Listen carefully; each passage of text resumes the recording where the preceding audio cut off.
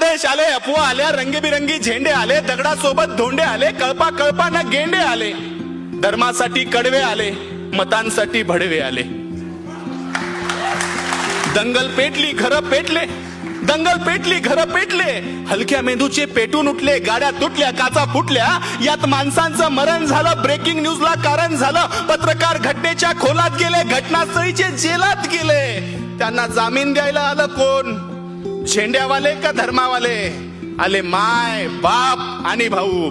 चल दंगल समजून घेऊ, खरं खोटं तपासून पाहू की हे जे काल झालं, हे जे काल झालं त्यात फक्त गरीबाचं हाल झालं.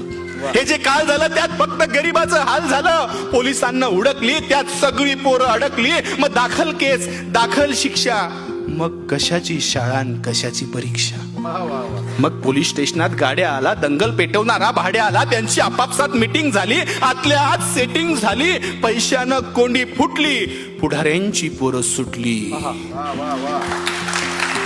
असं सगळं घडतं दंगलीच्या भोवताल, असं सगळं घडतं दंगलीच्या भोवताल. पेटवणाऱ्याची सुटतात, बाकी भाकरीसाठी मवताल. आता जेलात त्यांच्या ढुंगणावर रोज कच्चून दंडे पडतात. दादा हो, एकदा जाताना साहेबाला विचारा, कोलम कसा असतो, थर्ड डिग्री कसा असतो.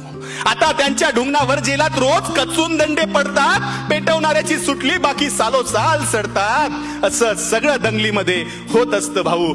चल दंगल समजून घेऊ, खरं खोटं तपासून पाहू.